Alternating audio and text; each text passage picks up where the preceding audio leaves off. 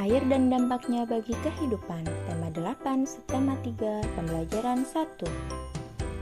Assalamualaikum warahmatullahi wabarakatuh.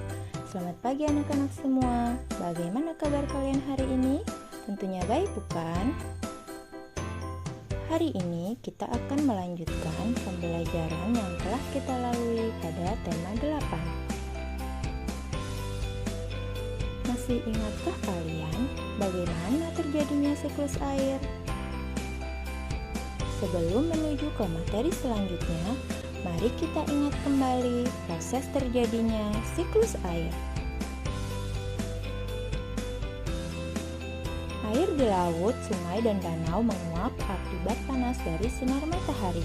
Uap air dari permukaan bumi akan naik dan berkumpul di udara. Uap air akan berubah menjadi titik-titik air dan membentuk awan. Titik-titik air di awan selanjutnya akan turun menjadi hujan.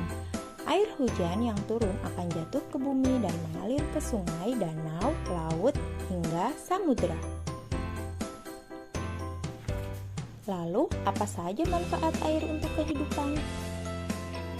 Air bermanfaat sekali bagi makhluk hidup, baik untuk manusia, hewan, maupun tumbuhan. Ketersediaan air bersih sangat penting bagi kehidupan manusia. Air bersih selalu tersedia di bumi karena mengalami siklus air. Setiap hari kita memerlukan air bersih untuk beraktivitas. Manusia membutuhkan air untuk aktivitas-aktivitas berikut ini. Manusia membutuhkan air untuk minum, mandi, memasak, menyiram tanaman, mencuci baju, dan untuk mencuci piring.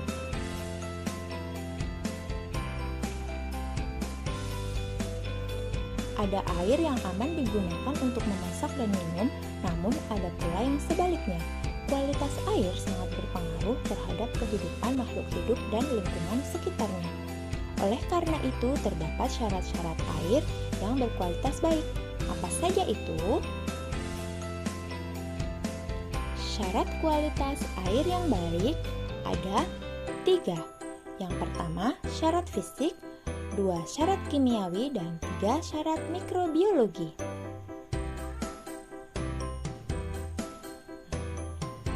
Ketiga syarat kualitas air yang baik. Yang pertama, syarat fisik. Airnya tidak keruh, tidak berwarna apapun, tidak berasa apapun, tidak berbau apapun, suhu antara 10 derajat sampai 25 derajat Celcius, dan tidak meninggalkan endapan. Syarat kimiawinya, tidak mengandung bahan kimiawi yang mengandung racun, tidak mengandung zat-zat kimiawi yang berlebihan, dan cukup yodium. pH-nya antara 6,5 sampai 9,2. Syarat mikrobiologinya, yang pertama tidak mengandung kuman-kuman penyakit seperti disentri, tifus, dan kolera. Tapi, apakah kalian tahu bahwa banyak kegiatan manusia yang dapat merusak kualitas air bersih? Apa saja kegiatan manusia yang dapat merusak kualitas air bersih?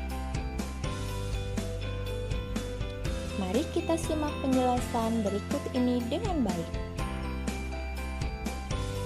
Masuknya atau dimasukkannya makhluk hidup, zat energi, dan atau komponen lain ke dalam air oleh kegiatan manusia sehingga kualitas dari air tersebut turun hingga batas waktu tertentu yang menyebabkan air tidak berguna lagi disebut dengan pencemaran air. Air dikatakan tercemar apabila air itu sudah berubah baik warna, bau, maupun rasanya. Lalu, apakah sumber-sumber pencemaran air itu? Yang pertama, ada limbah industri.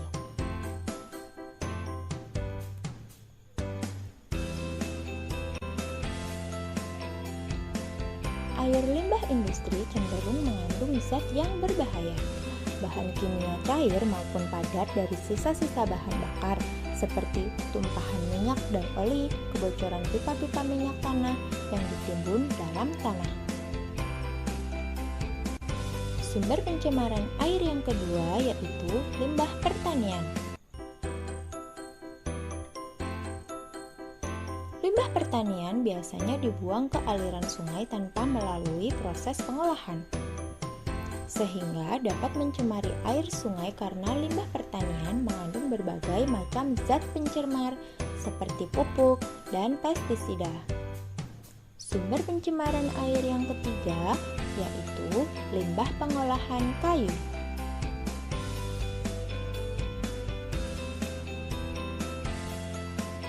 Pembuangan kayu, ranting-ranting, dan dedaunan yang menyebabkan sumber air menjadi tercemar apabila dibuang dengan sembarangan.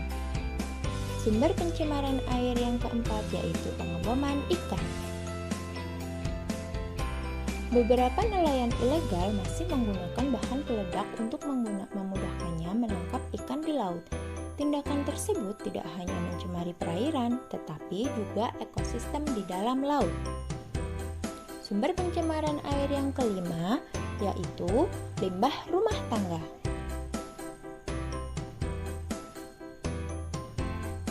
Manusia sering sekali membuang sampah rumah tangga di sungai.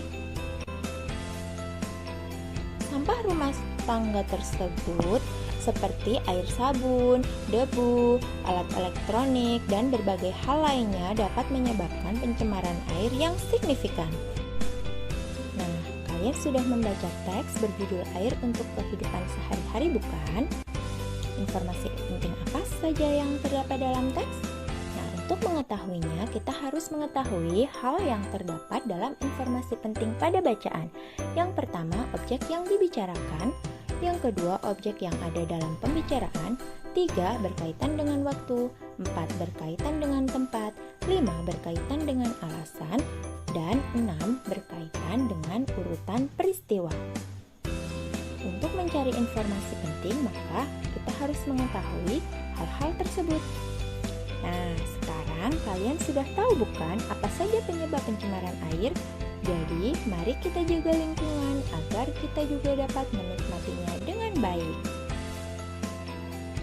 Sekian dulu pembelajaran kita tentang air dan dampaknya bagi kehidupan.